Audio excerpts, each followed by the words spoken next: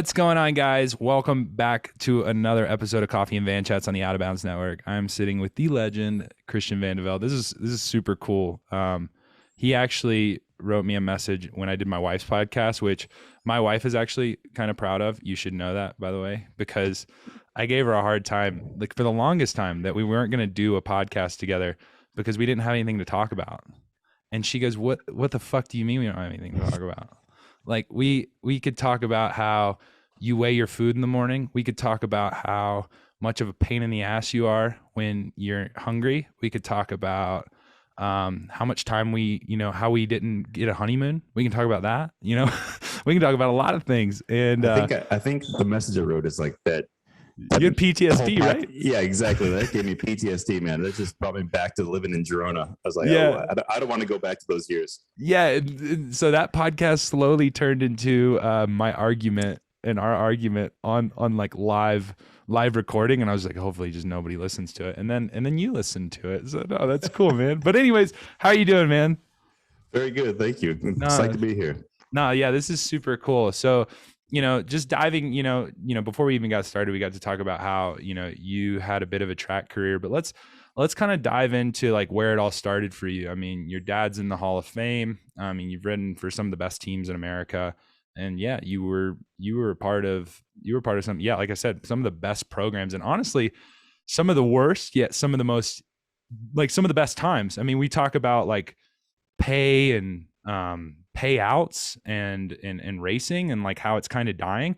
They're saying it's dying based off the era that you raced in. You know what I mean? Like that was when the prize purses were massive, and now we barely see $1,000 prize purse in a pro race in America anymore. But yeah. It's funny. There's been a topic conversation with a lot of us lately, but it's not.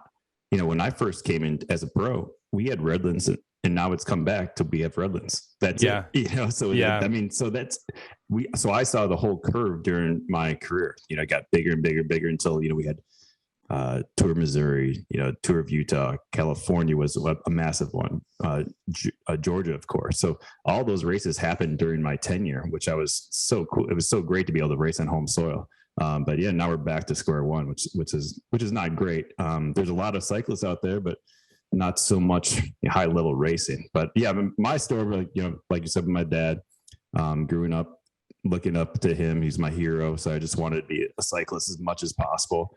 And he had the reins on me, wouldn't let me race until I was like 16 years old because he wanted me to do other things like wrestle and play golf and actually graduate high school, have a girlfriend, things like that.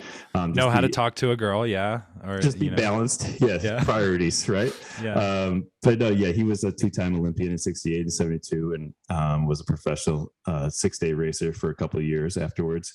When no one was professional in the United States, so talk about becoming a professional and then not being able to race at all in the United States because there's no professional races.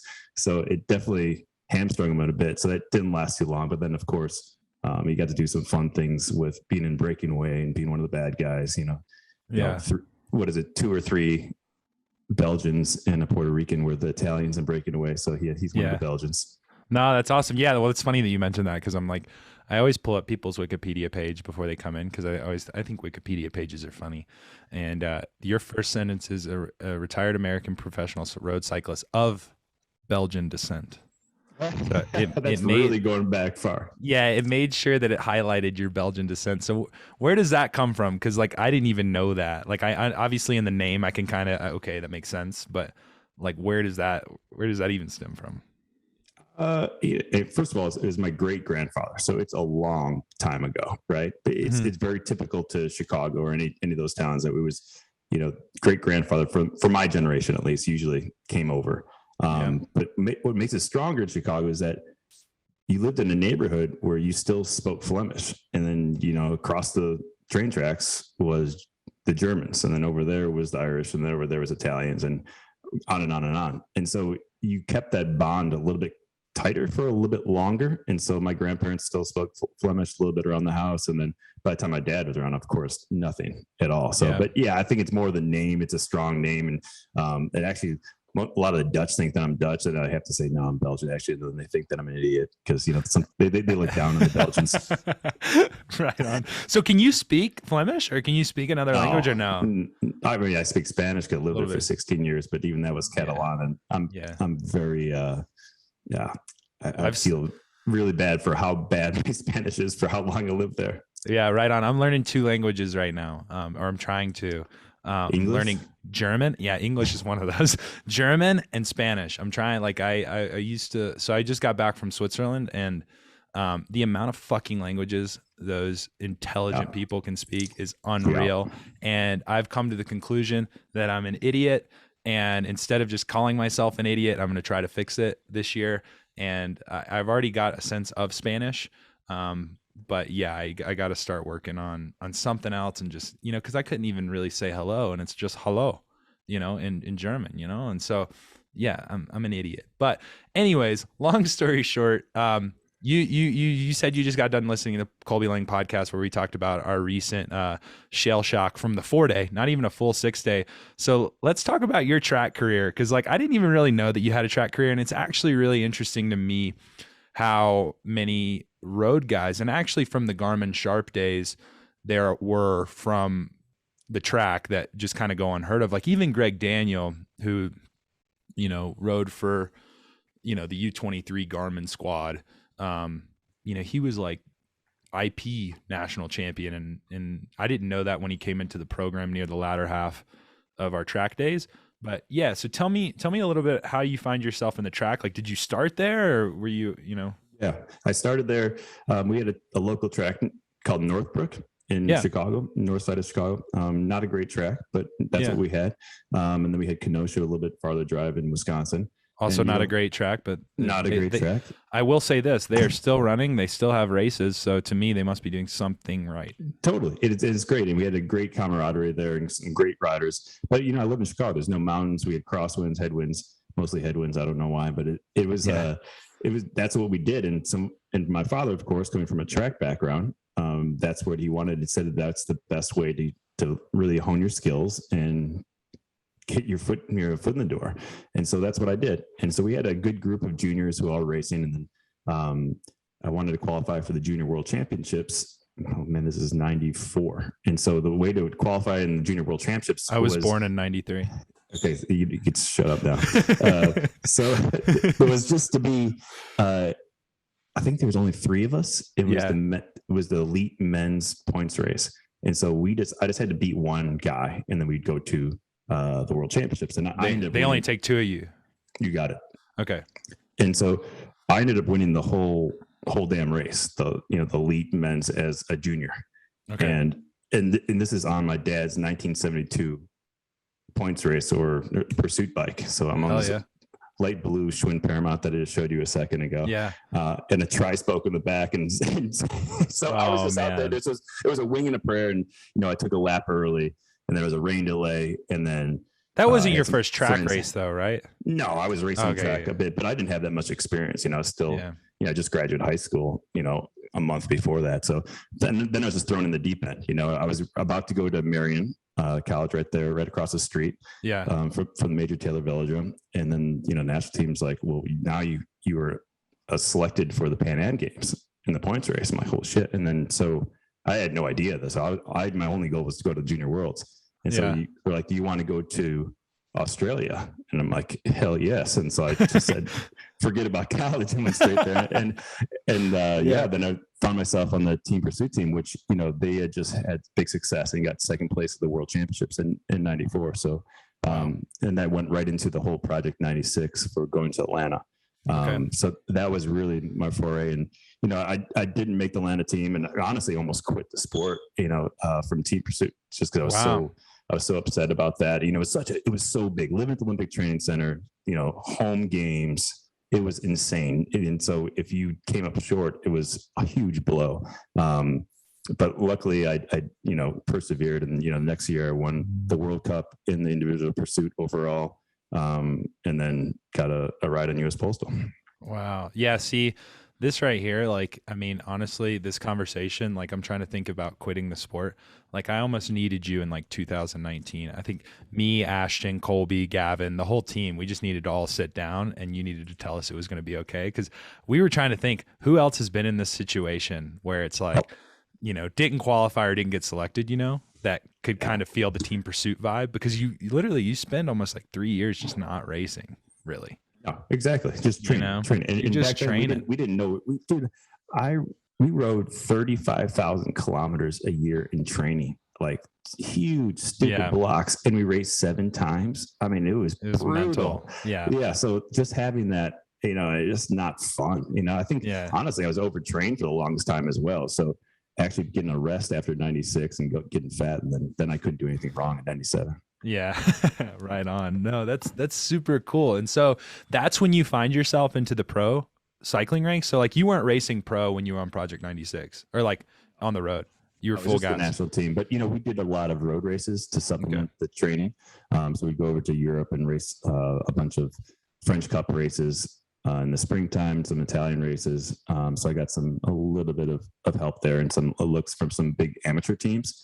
But luckily, I went head to head with Stuart O'Grady in Adelaide in the pursuit. And Stewie, knowing Stewie, he just raced the Tour de France. He's exhausted, and so I won. And that finally got the look from U.S. Postal. So thank you, Stewie. I need to get Ashton back on the podcast. One of these days, I just want to sit down and see what his inbox is like. Cause like, you know what I mean? When you win a race against Filippo Ganna, you're just like, I just wonder what your inbox looks like. But anyways, so now diving into that. So you did some 6 days as a professional road rider, right?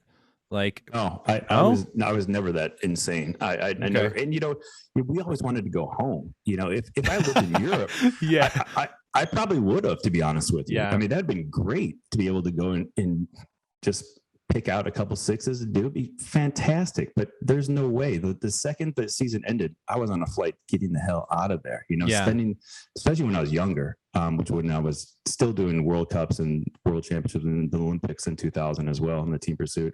So I would have loved to have done that, but no, I only did it as an amateur. I did Copenhagen as an amateur. So what was that like? What was that experience like? How many Madisons had you raced up into then? I always love having the Madison talk. I mean, because I don't know if we brought it up with the Colby podcast, but there's literally a time in Bremen, his first ever Madison, like with people, like he's at this point he's only done a couple Madison throws behind a motorbike. Then within the first 2 laps, all the lights go out. No, I heard that. That's hysterical with the lights. I mean, and I heard about that when that did happen. And it's not the first time. It's happened quite a few times over in Germany, especially. Oh man, the Australians have amazing stories about them training in Germany. The lights wouldn't go out. But no, that was my first Madison as well. And this is not Copenhagen 250 token. This is old school, and I think it was called the Forum or something like that, right downtown. It's really cool. The home straights were old, right? So like, I don't know, 70s or something like that, 80s, whenever they put that in, and then they would rebuild the corners. And when you do the exchanges on the home straights, like your back wheeled slide dogs is just like greasy as shit. Oh my years of it. But yeah, no, that was my first, and I forgot if that was a 185 or whatever. It was small, it wasn't as small. It wasn't small as Ghent, but but my dad had a velodrome, and this is kind of weird. It's kind of like a Field of Dreams. Like, so that was my job out of high school, is that we had to put together this velodrome that it's been in our family for years. Yeah. And so I had a bunch of experience riding on that. So we put up a Taste of Chicago, for example, and we had bike races, and a lot of good riders come out there and race on that. So I had experience on a smaller track, but Madison, no, dude, I had no idea what I was doing. I was doing everything my dad told me not to do, like going underneath exchanges and just hoping for the best, and just Jesus take the wheel at that point. It's like, even if you don't 100%. Believe in anything, you're just like, oh my God, whatever higher power there is. Like, I mean, I will believe in anything at this point, because it just like, it gets nuts. Because it's funny, because it's like, you could ride the top 5 wheels and it's honestly like a breeze. It's riding the front, like riding first wheel full gas is easier than riding, 6 wheels back. Yeah, I did that a lot. I did that a lot, and because I had the engine to back it up, so I could make the mistakes and coming back, but and crashing, and then but the problem was when we would take a lap, then I'd be back in chaos, and we had no idea doing, and I never met my partner. He's a Danish guy, but my best story about that week was I'm staying by myself. I'm used to being along the national team where everything was really regimented, and so I go out for a bike ride every morning for 2 hours, and then that was just kind of my process and warm up for the race. It was only like an hour chase every night. It was nothing special, right? Yeah. And now I know what happens on Sunday. So I went for my usual bike ride in the morning, go by the track to see the juniors race. And I see my race going on out there. I'm like, oh my God, what have I done? And so I missed the entire Sunday because I didn't realize it's a matinee on Sundays and it's not at night. Oh yeah, man. So I went home and packed my bags and I'll never be able to, I can't even do this 1 week of racing. I'll never make it in Europe. I was just like, right back into I quit the sport. Oh man. Somehow I gave, the promoter a bottle of Jack Daniels, Henrik, I'll never forget it. And he put me back in the race, but he put me a couple laps back or whatever, just because I pretty much took a rest day, right? And then we won the next day, and we got the flowers, and so everything was okay again. So just keep putting one foot in front of the other and buy some Jack Daniels. As people, it goes a long way. Yeah, but and I guess this isn't around a time where somebody's just messaging you on Instagram, like, dude, where the fuck are you? No, I had no clue, man. I had no phone. I was just, I was going to 1-800-COLLECT to call people back at home from a payphone. Hey, I might need to change my flight. you know? Oh man, dude, that's nuts. So is that, and so was that the last time? So after you sign to Postal, is that the last time you hit the track? Oh, I did the Olympics in 2000 in the pursuit, which I was horrible. I won a World Cup in 99 in the pursuit. And then I did a little bit here and there. And there's a few of us who are still doing that. Like Brad McGee was still doing that, and Stuart O'Grady was still doing it. A couple guys in France as well. But for the most part, no, I didn't. And the whole program was kind of falling apart a little bit after 96 and 97. So there really wasn't that much to go back to, unfortunately. But yeah, in 2000 in Sydney, I remember sitting in the stands with my dad, and he's like, "That's the last time I'm going to see you on the track." I'm like, "Yes, sir. That's it, man. I am out of here." Yeah, done. No, and it's crazy because there's so many guys that are like that, and it's really a sad kind of like turn of events almost. But I mean, I feel like the British have a really good setup. Even the Australians have a really good setup where the guys, there's a few guys that kind of hover around, and even the Danish. But for the most part, I mean, it's the guys ride the Olympics, and then hopefully they get a road contract from that and get a new opportunity. Which is sad because, to be honest with you, I geek out still more on track cycling than anything else. When I get to call the Olympics for NBC, track cycling is amazing. I absolutely love it. And seeing the 6 days and. Well, this Olympics had to be epic for you. Oh, dude, I was losing my mind. Yeah. From the women's side was incredible. It was amazing. The Omnium, obviously. And then, of course, what Ghana did in the team pursuit. What the fuck? I mean, and just geeking out on the gears and what you guys all ride these days blows my mind. Well, saying that, you won a World Cup pursuit. Do you remember the gear that you rode? Or you at least remember there has to be a range. I'm embarrassed to Let's say hear it.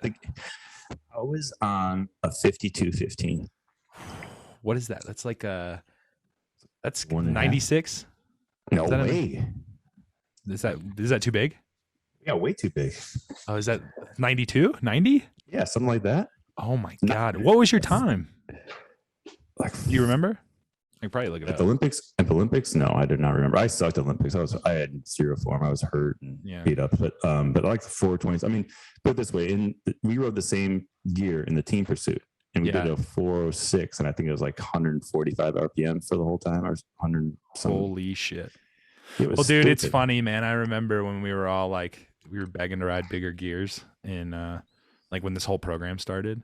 And I remember Jim Miller giving us a hard time, being like, "You can't even beat the Garmin Sharp team." And I know they weren't even close to it. Your warm up gears are bigger than what they're riding.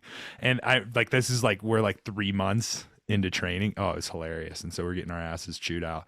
And I remember talking to Bobby Lee and that, talking to Bobby Lee about, he never rode bigger than a 96 in anything. I mean, he was like the easiest thing for me was just to pick one gear and just stick to a 96. And I talked to him in T-Town this year, and he was asking me what I rode in the Pursuit, and he was like, yeah, like I would have never even thought about putting that gear on.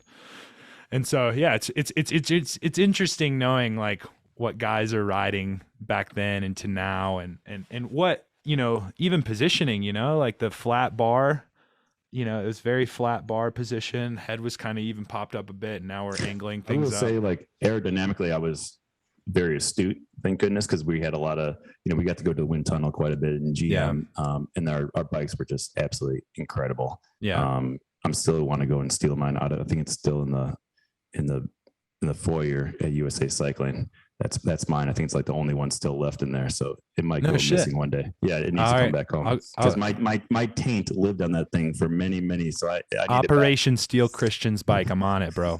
I'll write that down on my whiteboard. They're literally 20 minutes away from the house. We will get this bike back. I'm on it. No, it is cool to see the generation gaps, you know. So like for example, my dad did like 5 minutes or something like that they broke 5 minutes, I think, for the team pursuit, right? No, in individual, whatever it was, and then 4:35, I think, was their fastest team pursuit. So then I try to beat their, you know, team pursuit time on myself, you know. And the same thing goes with now that Ashton goes faster than we went in the team pursuit, and anyone went for the team pursuit until 96, until the Italians went, and then of course in 2000 with the Germans, right? So everything every 20 years, it seems like it kind of jumps again. So I am kind of getting scared what's going to be like in 20 years from now. Like, how can you keep on? Because, you know, when they first beat 4 minutes, I didn't think that was possible. You know, like, holy shit. No, I mean, sorry, I didn't think it would be anyone could go too much faster than that, right? I thought that was becoming the speed barrier, right? Yeah, it's sound barrier. And then to look at it now, geez Louise. I can only imagine what it's like being a commentator now, and I kind of want to know what it took to like make that transformation, because it's not many guys. It's not like they're just like, okay, you've graduated from the World Tour, now you get a chance at ABC or an NBC or whatever, you know, right? Yeah. So like, I would really love to know like how you found your way in there, and because that's something that I don't think a lot of cyclists have, which is the what to do after, and you know, their life, like your life, man. I mean, even though you started at 16, it sounds like your life was the bike. I mean, you're 35,000 kilometers in a year is insane. Like that's a workload, my friend. And year after year after year after year for many. Yeah. So, the chassis is a little bent. Engine's still okay, but chassis is a little messed up. But so in 2013, so first of all, I was lucky enough to call the end of my career. You know, I think every athlete wants, that's the goal, that they go out on their own volition. And so luckily I was doing that, but I crashed out of my last tour and beat up, broken bones. And my friend, and she did all of our media at the time, Mariah Palmgrace, she asked me, hey, you know, David Michaels from NBC would maybe like want you to come on and do a couple segments. And like, she's like, it's kind of maybe an audition for next year. And I was like, okay, whatever. And then I started thinking about like, you know what, screw it, I'm going to do it. So I was home in Chicago. I booked a ticket back to France. Yeah. And because I was like, you know what, of course I had US Pro coming up, which I won the year before, and I should have been doing that. But I said, man, I have to start looking into what I'm going to be doing afterwards. And I'm beat up anyways. I don't feel great. So it's not like I feel like I could win right now anyway. So flew back there, did a couple segments, and you know, that was enough for them to take a shot at me going into 2014. And you know, I think I sucked at it for a while, you know, because it's all they want you to do is be yourself. That's what the reason. So hard. To be yourself is not easy, especially when you're sitting, you know, like I've known Paul Sherwin. Paul's, you know, was friends with my father since, you know, since I can remember, right? Yeah. So he'd be coming over for dinner since I was 12 years old. So I knew Paul, I knew Bob a little bit, Phil, kinda, you know. Yeah. And then all of a sudden, you know, then we're having dinner and it's Bob, Phil, Paul, and I all the time, and I'm like, holy shit, what is happening with my life, you know? Yeah. And which was, you know, great. And then you find yourself you're almost speaking like them and things like you're not being yourself anymore. So after I shook that, then now I feel like I'm playing and being myself and having a good time. And I absolutely love it. I'm just fortunate to still be a part of sport. No, it's so impressive because like, I mean, the one guy that I think is like kind of coming up under you that is more on the British side of things, Adam Blythe. Like you Adam's two, great. yeah, you two I think are just great naturals. I mean, they even tried to have Bradley Wiggins on, and I've seen a few of like the attempts that they've had with other cyclists, but like between you and Adam, I think you guys kill it. Like Yeah, especially Adam's great. what I like about Adam is because like I know some of the beefs with some of the Hoop Watt bike guys and like some of the aerodynamic stuff. And so it's funny kind of hearing some of that stuff. But I mean, the moment he came on, he wasn't scared to speak his mind and be himself. And that's kind of why I like his commentating. No, he went right into that role, and we were like, because we didn't know who we were going to put there because it was a COVID. Yeah. That we couldn't get Steve Perino back on the bike, right? So we couldn't get over there. We're like, holy shit, who are we going to get over there that's European based?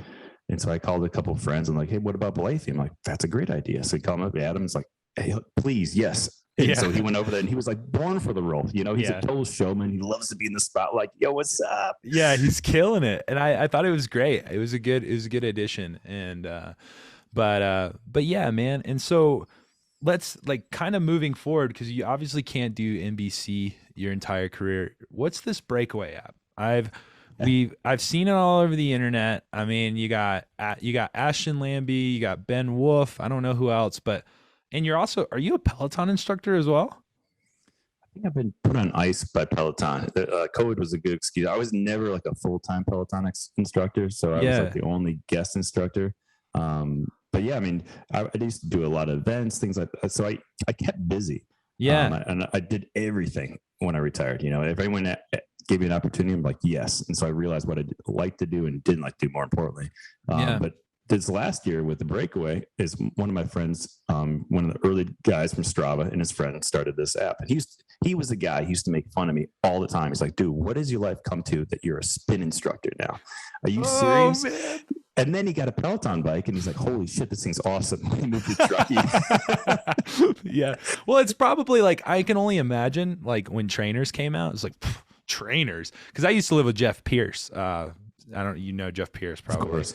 Yeah. I used to live with Jeff Pierce in his basement and he used to give me the hardest time when I was like, fuck, I forgot to charge my Wahoo or my Garmin or whatever. And he's like, why do you need that? Like, just go take a clock and go ride that way for 3 hours and then ride back and it'll be 6 hours. There you go, buddy.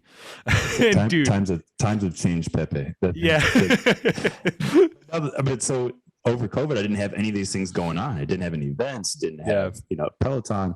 And so Jordan, my friend, early days in Strava, he's like, I think we need to do something that, what's next, and really simplifying all this data. Cause there's so much data. Like just so you're saying you're charging this, charging that. You got your Whoop, you got the Aura, now you got Super Sapiens. It's a lot going on. You have to learn. So the Breakaway is just simplifying all that, and making it all about you. There's no leaderboards. There's no random segments.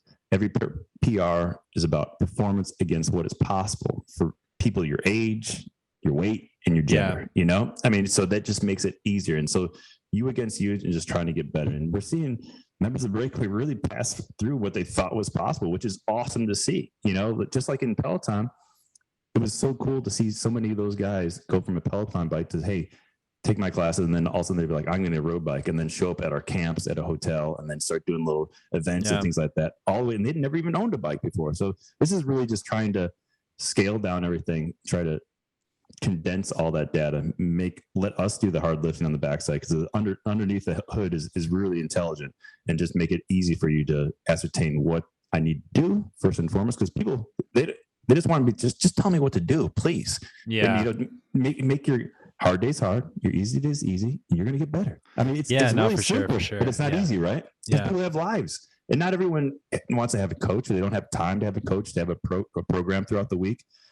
So we're just really trying to hit all those people, and it's been a fun process. I never went to school, so having all these, being held accountable for all these different devices I have to learn. So on the tech side, I'm hurrying up really quickly, but it's been a really fun process, and I'm really psyched about it. So yeah, please go check out the Breakaway, y'all.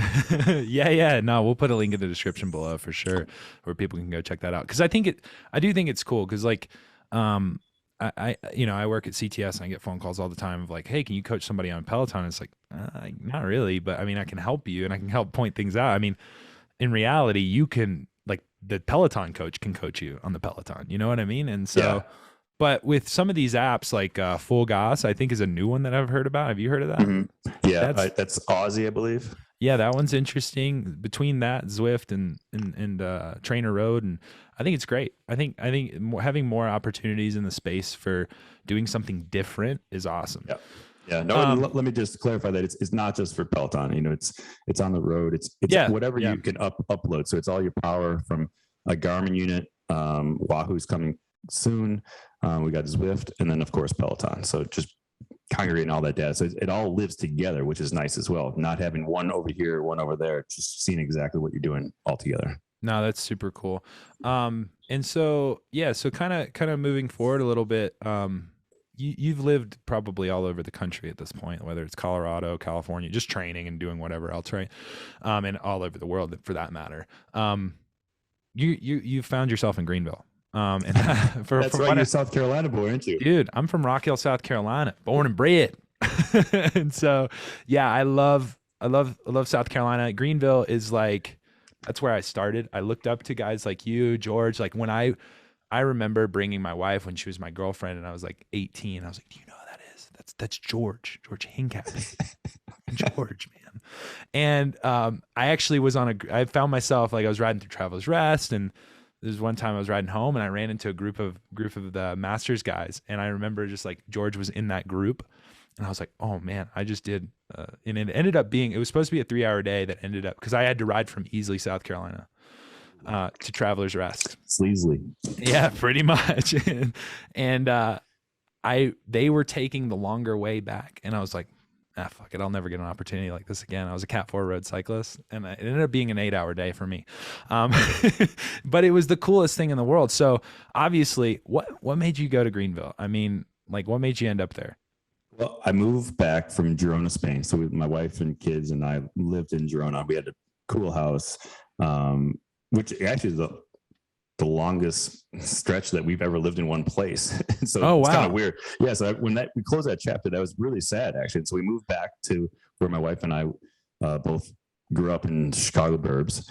And after a couple of years, I was like, not even a couple of years. I mean, I'm talking like months, man. I was like, oh, this is not good. I don't know if I'm gonna be able to last, because I was doing gigs every weekend for the most part, either work at NBC or some event.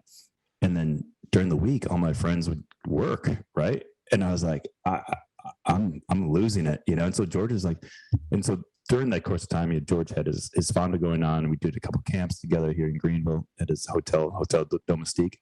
And man, I was like, this is not bad down here. He's like, why don't you come down, give it a shot? And so one day my wife just saw me just kicking a can around the house, just being just a dick, for the longest. And so she's like, all right, let's go. I was like, really?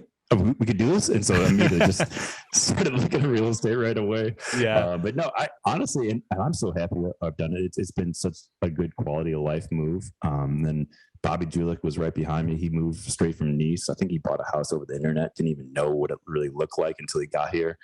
So yeah, it's in this little town has changed a ton, man. You wouldn't even believe, like, since I've been here for almost 6 years, and it's crazy to see. No, every year I leave and come back, it's like a new thing. And it's not the newest thing, but the thing that I found out about, like, 4 years ago when I came back to do some training, was Tandem Creperie Cafe. Yeah. That it seems to be the staple of the cyclists there, which is just like, I don't understand how nobody's like 400 pounds living there, but those things are a little bit too good. Yeah, it's actually insane. If you do that you have to time your ride correctly. If you eat that at the wrong time, you're gonna have to take a nap on the side of the road. Yeah. Like, you're down for the count. It's like 2,000 calorie crepes, like, and they're savory crepes with sweet. It's a big mix, but but yeah. So you find yourself in Greenville, and like, what, like, I guess more or less, like, what do you find yourself doing for the continuation of the sport and the rest of your career, I guess, more or less, like, because it's like, I feel like you have your hat and everything. Like, you're running camps, you're running you're on NBC, you're Breakaway app. What do you see? Where do you see Christian 10 years? Like, what do you want to see? Wow, I didn't think we were going to go to Oprah. Dude, I'm curious. I really don't know right now. I mean, 10 years seems like an eternity, but I know it's going to be gone in a blink of an eye, especially when you have teenagers in the house all of a sudden. But yeah, you're right. Right now, I love still helping out the sport. I serve on the board. We got a great little junior squad with George's son now, who's way too strong now, immediately at 13 years old, which is not funny. And then, so we help out with those guys a little bit locally. I'm blessed to be able to go ride with all these guys, just on a random Wednesday afternoon. All of a sudden we're riding with some of the best buddies who happen to be some of the best cyclists of all time as well. Yeah. Still at my age, I think that's amazing. Grab my back door. So that home side is great. NBC is fantastic. The Breakaway has been awesome. I did the union thing for a while. So I was the president of the union for the last 5 or 6 years, trying to get the North Americans back up to par. I still think that we're far away from where we need to be as cyclists, for having someone to have a voice for them. That's a totally different podcast altogether. But I really don't know, man. I've really been just taking it a step at a time, just trying to live a balanced lifestyle. I realized, especially through the last 2 years in COVID, that my time is limited with my kids right now as well. Yeah. I mean, I'm just looking down the barrel of a gun of like 3.5 years, and my oldest she's gone in college, and so I need to have reasons for them to come back and hang out with the old man. So that's my priority, really, to be honest, right now is the kids, and trying to stay home a little bit more. Went from 200 days a year in training camps to now 100 with NBC. So just trying to whittle it down, but be able to call the Vuelta from my buddy's office downtown Greenville, and call the world championships and things like that. I mean, that has been a huge silver lining. I know. I was about to say, did COVID, as shitty as it sounds, because we've talked about how COVID's affected people negatively, but honestly, some of these cyclists it's actually affected kind of positively in a very morbid way. Yeah. Goddamn, there ain't no COVID in South Carolina, boy. Oh yeah, my parents were just in town. I've heard the whole COVID thing. It's I've noticed that masks almost didn't exist there even when COVID was rampant. So, but yeah. So do you feel like it's kind of like, I guess, put a new spin on your career, but almost grown with you? I guess because more or less, like, right, probably when you were just getting started, you're like, oh my God, like I still get to travel, I still get to experience stuff, but I don't have to suffer up the climb. I can just talk about Chris Froome suffering up the climb. This is awesome, and get paid to do it or whatever. Yeah, which was crazy though, but crazy hard as well. Because I was so stressed out whenever I was on the camera. I came out, I freaked out so bad. Yeah. And then we still drive, and we're still you work like 12 hours a day, 14 hours a day. I can only imagine. Yeah. Which I love, but I will say that doing it out of Stamford, Connecticut is where we have the big studio, and that's where NBC Sports is. So if you ever see anyone for, Sunday Night Football, or for example, or what we used to be NHL, those are all the studios that they all use. Is great, kind of, and soulless at the same time, so it's a 50-50. It's a mixed bag. I mean, I would still love to go back there. There's nothing that replaces actually going and riding that last climb and remind yourself of how hard it is, or waking up in the morning and seeing sideways rain and seeing, really getting a good feel of what the rider is going to be going through that day. And to be honest with you, geez, just seeing light. I mean, I get there at like 3:30 in the morning, and I come out, frozen, first of all, because the studio's so damn cold, and then leave at like 12:30, 1 o'clock, and you're like, oh my God, it's still summer. It's 85 degrees and there's light, but you're destroyed. And then you try to go to bed at 7 o'clock. Anyway, I do miss being in France, and I hope that we go back one day, but I don't know if that's happening, man. I don't know. It's an interesting. Not because of COVID, not because of how good the show was. It is. It was easy. The show was great. The ratings went up like 25% over the last 2 years. So it's all a good thing. Oh, and by the way, they probably save a couple $1 million and not driving around a tractor. Could only imagine. Yeah. And for hotels and food and gas. And so I get it, but yeah, I hope we go back. Yeah. Well, no, that's interesting. And so I got two more questions for you, which you probably know the last one at this point, and hopefully you've done your studying and you've done, because you've probably hung out with tons of cool people. So I can only imagine the people you've already had coffee with. But before we do that, I want to hear, and this is we're going to be putting you on the spot a little bit. I want to hear, what is that one time that you'll never forget on air that you were like, oh, I fucked up. There has to be one time, or you were just like, yeah. Well, And you might have to go through a few of them where you're like, oh, I probably can't say that one. I probably can't say this one. But yeah, what's that one time that will never, that lives rent free in your brain forever, and that you're just like, oh man, I'll never get over that. we'll say one kind of funny. Well, yeah, it's pretty funny. And I shared this, and I kept it in for like 7 years. And we had a dinner party, and I told everyone about it, and they keep on. So I don't know if it's a good idea to say it, but fuck it, who cares? It's gone. So we're talking about a rainy stage, and it was in the mountains, or mixed mountains, so like category 2s and 3s, and maybe one or two. But it was one of those gnarly days, full gas racing, and you can't see shit. And I said something like, you're trying to eat, you're trying to see what's going on, you're taking your glasses on and off to, because they're getting dirty, you can't see through your glasses, but if you take your glasses off, you get all this schmeg in your eye. Schmeg. Yes, or schmegma, we schmeg. I said schmeg, and I had no idea what the Yiddish term really meant. I just know that my dad would say, "Hey, you got some schmeg in your eye," or something like that. Okay.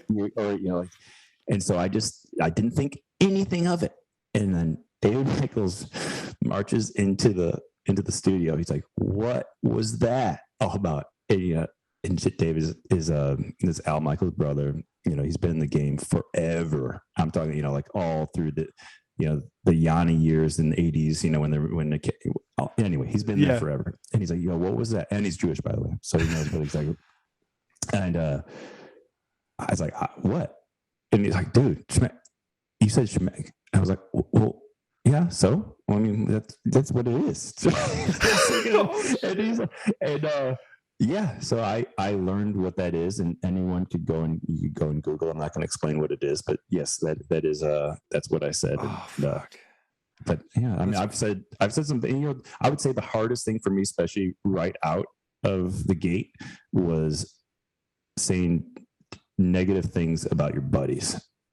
It was like not making fun of a guy, like while they were riding, not making fun of them, just saying that they screwed up. They did a horrible sprint, or there was the taxes were just dog shit. All those kind of things. Like that was so hard for me, to say what you truly feel, knowing that they're going to hear about it. And then, why did you? Okay, yeah. That was the hardest thing. And so there was times that I definitely held my punches that I shouldn't have, but I will say that was for me the most dramatic right out of the gate. And like, we're not going to stay on it too long, and you don't have to like go down the list. I don't want to bring up dead wounds or on peel back wounds or anything crazy.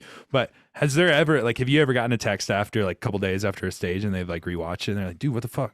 What was that? Why did you say that about me? Have you ever had that? Of course, and a lot of it was, I'd say, it went both, and I would say probably 80-20 for, the positives versus the negatives. If I feel though, if you say it and it's correct and it's truly what you feel, then even if they're upset about it, they're going to get over it. Cause I'm trying to think, Well, I'm trying to think like if I had the opportunity of the job and I'm doing that, right. And I say something and I happen to know that individual. And it's like, well, dude, you screwed it up. Like I was just doing my job, it's like, you've had a bad day. It's different for saying that in a conversation with you and I. It's different saying to a couple 100 million people. I guess that's a good point. Yeah, I guess this is a good point.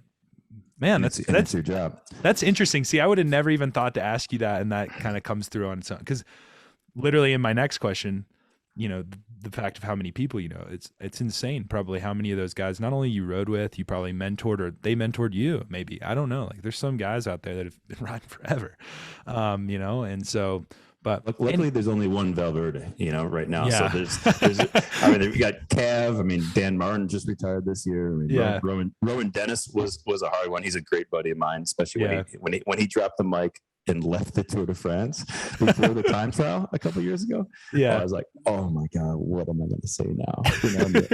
So that was a story, for the whole week, right? Yeah. And it was the most rock star move of all time. They're like, no, I don't like my skin suit or helmet. Watch this. I'm out. Oh my gosh, what a savage. But no, yeah, that's interesting. It is interesting to know, like, especially, I mean, that's kind of the same thing with Adam Blythe. Like, these guys know these guys personally. Yeah. And then they start speaking on them, and you're wondering if there's beef or like what the deal is, because they know each other, where it's like now, or they used to race against each other even, and that's what really cuts through with Adam.